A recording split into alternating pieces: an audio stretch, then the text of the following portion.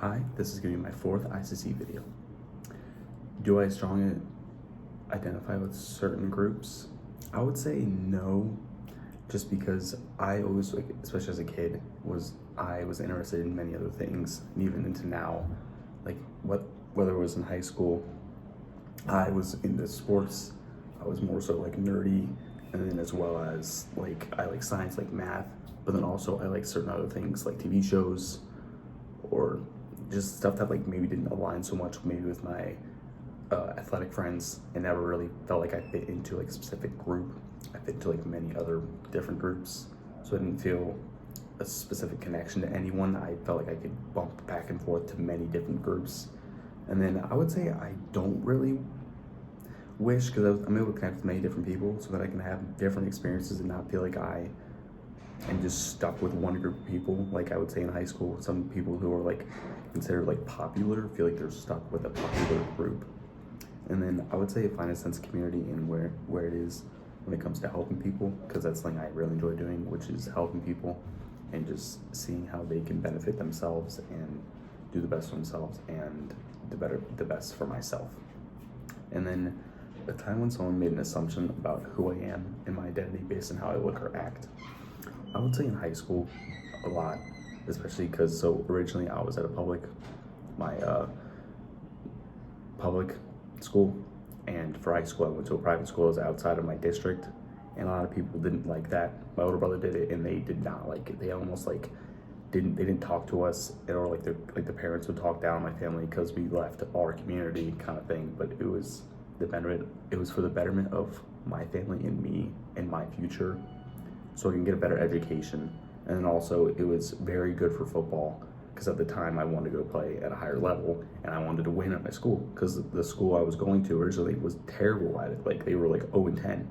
Like it just wasn't, like at the time it just didn't make any sense, and academics weren't as good. And I saw how many kids were getting into these top colleges, big schools, and had these better opportunities to meet with these people who had experiences in their jobs, and I could go meet with them and all this stuff. I was like, that seemed amazing, and how these good opportunities and all these top of the line facilities.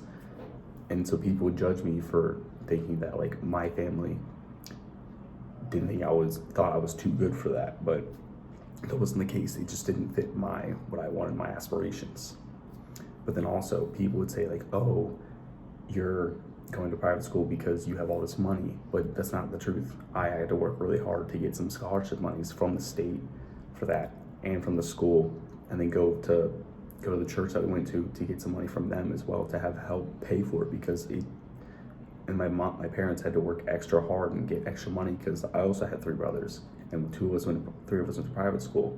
So the parents had to work extra hard. Like my dad would work 3 jobs and stuff like that. So people made a lot of assumptions about how my family was. It wasn't just like all given to us. We had to work extremely hard for it. But I would say I didn't react much to it, because I was like, I know what I worked for. I know what my parents worked for. So I didn't really react to it, because it was like, I worked extremely hard for it. So I'm not gonna let people bring me down for that.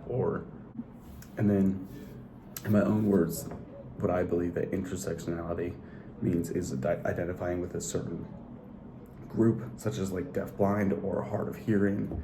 I would say that it's just like identifying with a certain group of people and feel like you have somewhere to go to.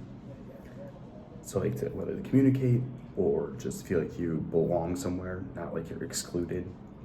And then for disability, I would say it's just either having a physical or mental or some kind of disability.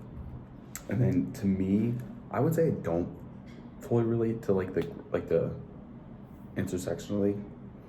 And then disability, not really, because I don't like to things that I might struggle with. I don't like to make that like as an excuse. Like that's just me, but doesn't mean I don't feel like it hinders what I can do sometimes. But then for the deaf community, obviously I think it helps them feel more included and have a place to either speak out or have somewhere to go, so they don't feel like they're being excluded, or someone like to go to and relate to, so they're not having someone who's either who's hearing and they're trying to communicate with them, but then they can't because there's like a barrier and they don't know ASL, that kind of thing. and I can see how it can get very frustrating to trying to talk to them or sign to them, and they just don't understand, or they're like screaming at them. So it's like having that community to have like their back kind of thing could be very helpful and beneficial.